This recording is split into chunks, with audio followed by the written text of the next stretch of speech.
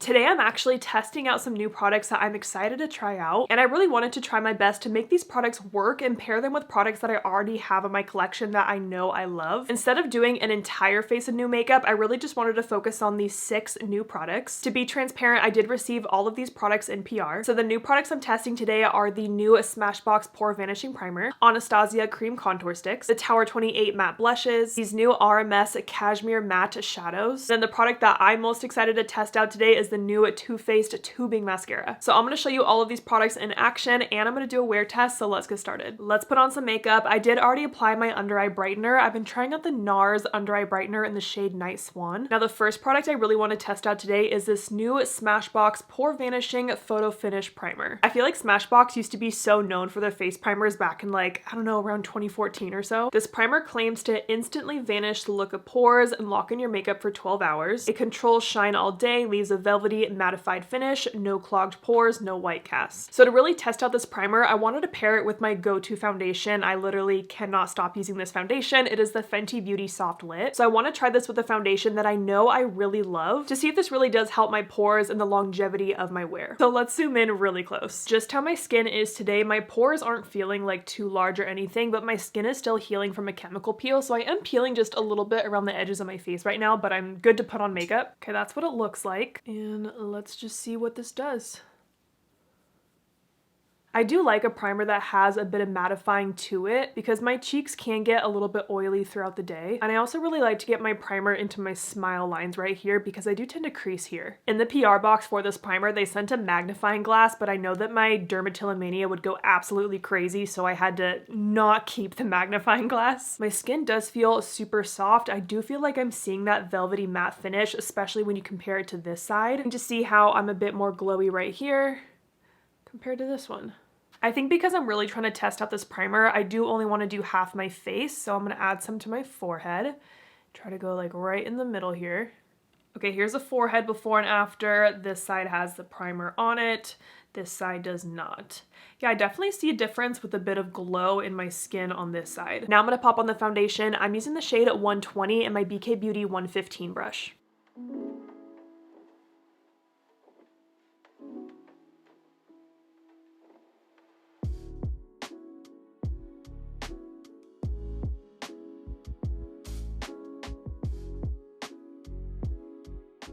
This is also the first day of me wearing a full face of makeup since doing my chemical peel about a week ago now. So like I said, some of my skin is still peeling a little bit, so I don't expect my base to look like absolutely flawless today. But I gotta say, I am really happy with the results of my chemical peel. It was my first time doing it, and my skin just definitely looks brighter and a bit clearer overall. Okay, so that was one layer of the foundation, and I'm trying to decide if I can see a difference or not between the two sides. I feel like without the foundation, I could see like the blurring and mattifying effects of the primer, but I'm not seeing a huge difference right now. Maybe I'll see a big difference in the wear test. I went ahead and applied my NARS Soft Matte Concealer in Vanilla just on any spots that were still peeking through. I do that every single time I do my makeup. Next product I want to talk about before I have a full face of makeup on is this YSL Plumping Lip Gloss Oil. I have the shade 2, and I wanted to talk about this now before I have a full face of makeup on because I really want you to see the plumping effects of this gloss because it might be the most plumping lip product I own right now, and I just want to show you. Packaging is absolutely beautiful. I love the big doe foot on this. I have nothing on my lips. I just kind of tap them over with my sponge, and here we go.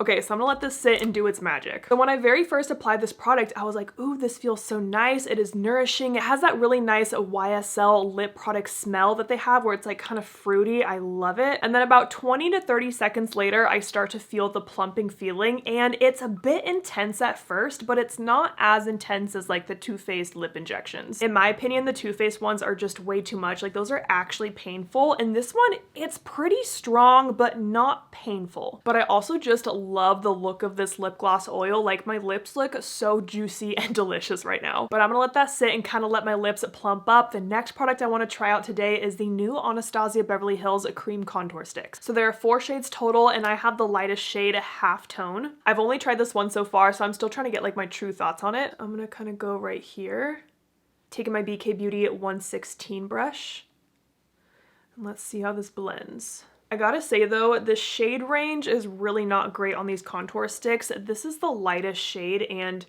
it's still like kind of deep on me, honestly. There should be at least 4 to 6 more shades in this line, going lighter and deeper. I feel like on me and my very fair skin, this looks a little bit more like a bronzer than it does a contour. But I do really like the size of this stick. It's really nice to kind of just like place under your cheekbone or probably around your nose too. This is blending out really nicely, which I'm kind of surprised by because I am peeling so much around this perimeter of my face. I'm gonna go back with my foundation brush and just kind of tap over this. But honestly, I don't really contour a lot. I'm way more likely to use a bronzer. I don't know, I feel like we haven't seen contour sticks in a minute, you know? Okay, so quick little before and after there. Definitely easy to work with, really easy to blend.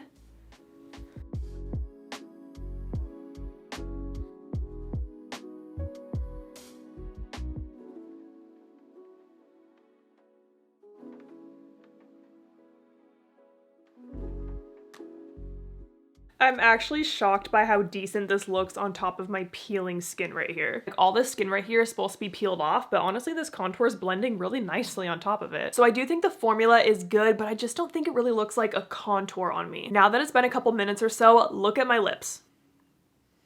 I really do notice the plumping with this formula and I think it looks really good. I do have lip filler in my lips, but it's been about 6 months since I've had it touched up. I don't really have anything negative to say about this other than the price point. I think it's $40, which is kind of crazy, but it does exactly what it claims it's gonna do. It feels amazing on the lips. It looks good. So honestly, I really like it. For blush, I wanna go back to the new Tower 28 matte blushes and really give these a true chance today and try my best to make it work on my face. I did a video recently where I did one side Tower 28 and the other side the new Say Baked blush, but I haven't really just like worn these as is. And what throws me off a little bit is that this is supposed to be a setting blush. So it's like a setting powder and blush mixed in one. So then I'm left with the question of, am I supposed to set my face before I apply these? Or just go straight in with this? Because that sounds scary to me. My worry is that if I apply this on an unset base, that it is not gonna blend out. And when I look at the how to use section, it just says sweep on with a fluffy brush. Well, duh. I think I'm gonna lightly set my entire face with a powder that I know and love and really try to get these blushes to work on top of a slightly set base. But just now realizing I need to do a little under eye concealer.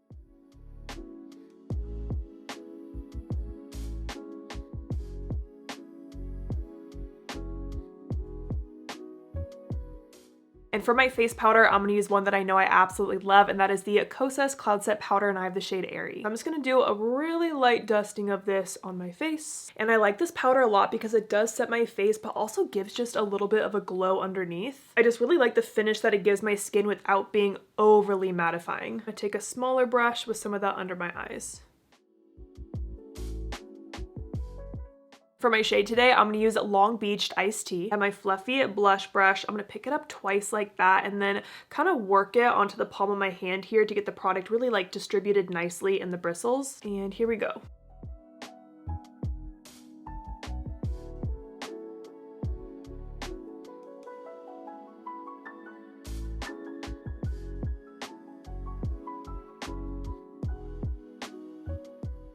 Okay, first of all, this shade is absolutely stunning. That is nice and soft. And I kind of like to bring my blush kind of where I would bronze as well.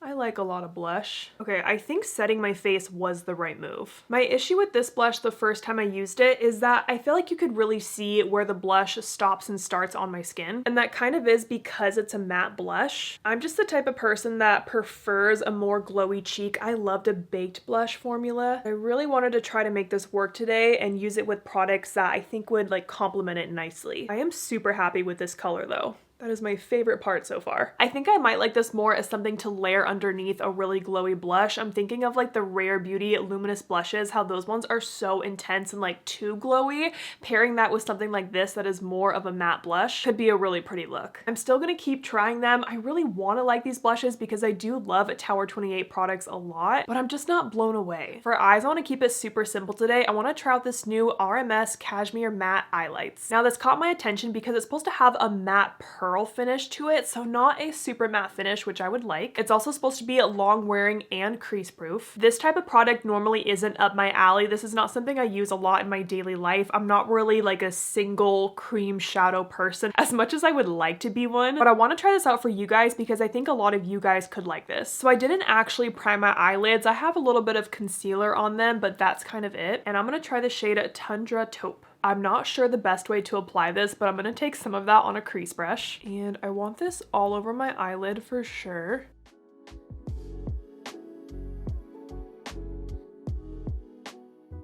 So I kind of laid down that product, and then I'm going to start to buff out the edges here.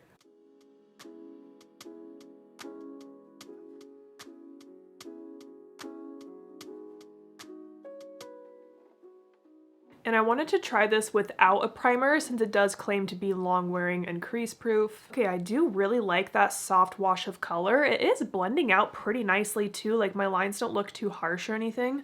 Oh, it's like squeezing out of the tube and making a mess. What is happening? It's just like coming out. No. Okay, well that's messy. It's literally just like coming out of this on its own. That bugs me. Okay, so now I am covered in this eyeshadow. I think for my other eye, I want to try this with my finger. And it does feel really creamy as it's going on. Maybe this will blend it better, I don't know. Just gotta try some different ways.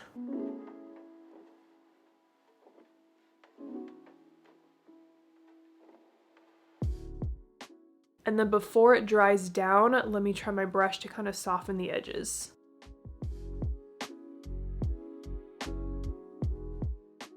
Definitely need some more on my lid to even out the eyes.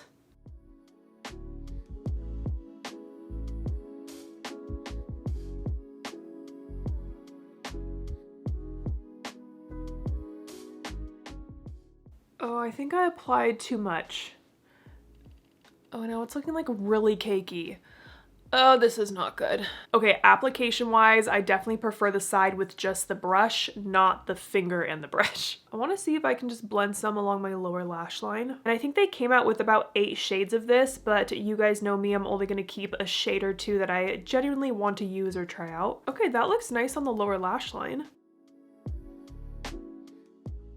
Let me show you what this looks like close up. You see just how dry it looks on my eyelid right there, which I'm really surprised by because I didn't put any powder on my eyelid. Like my eyelid was still technically tacky with concealer. So I really didn't expect that to happen, but I think it's possible I applied too much on this eye using my finger. This side with the brush, it definitely looks better, but I'm still not in love with the way that it looks. It does seem like when you apply it, like you have some time to blend it out, but once it dries down, it feels pretty set in place. But I guess for me, I feel like I could have done a slightly better job blending in there. I mean, it's not terrible. I'm being really picky right now. Now it's time for the product that I'm probably most excited to test out today, and that is the new Too Faced Ribbon Tubing Mascara. One thing about me is that I love a tubing mascara. I love how they wear. They don't flake, they don't smudge, they're easy to take off, and so I'm always excited to try a new one. Let's see what we're working with here. Okay, kind of basic wand. It looks like it'll be good at separating with those little bristles. My favorite tubing mascara of all time is the Thrive Cosmetics one, so let's see how this one goes. I'm gonna give my lashes a quick curl.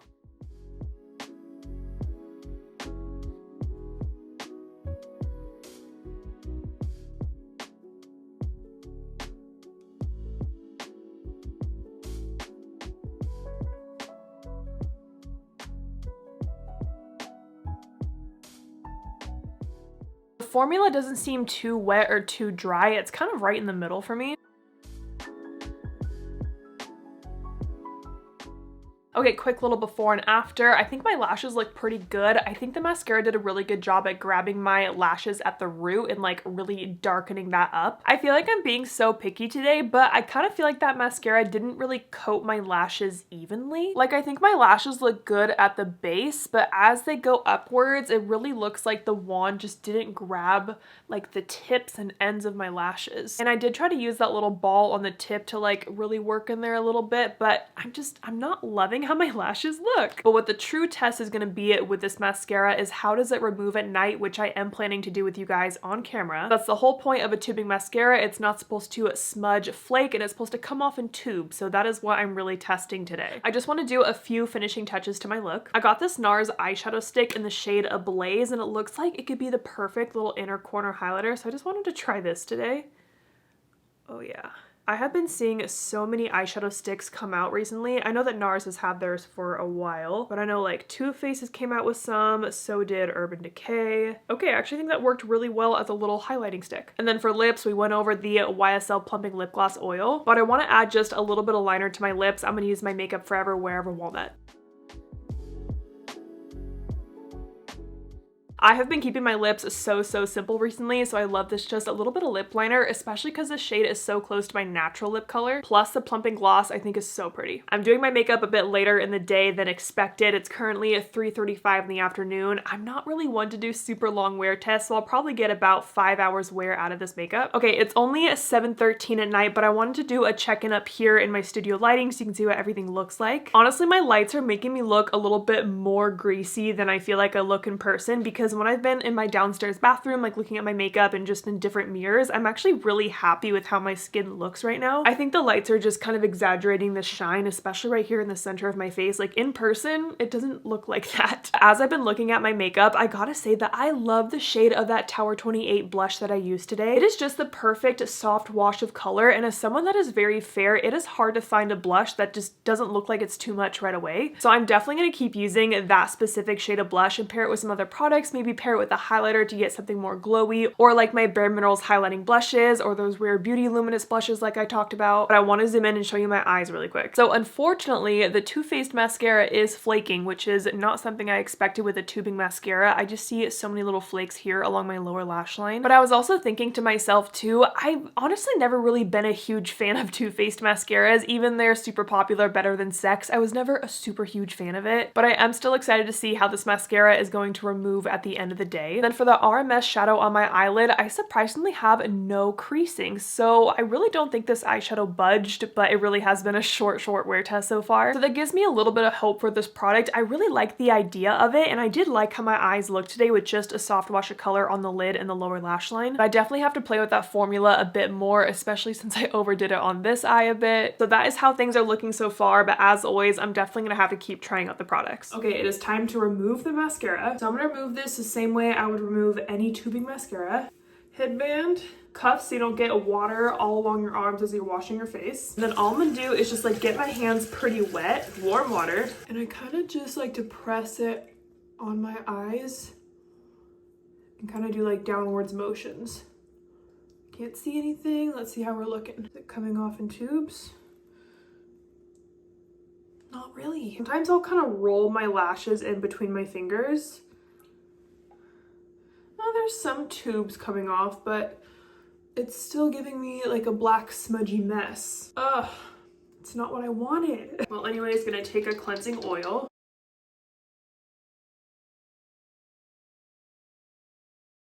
And then I remove that with a damp makeup eraser. And then a second cleanser. This is the newer Pharmacy Green Clean one. I've really been liking this. I'm really picky about my cleansers, but this one still leaves my skin feeling nice and hydrated. Well, the Too Faced mascara didn't remove like a normal tubing formula for me, so that's kind of disappointing.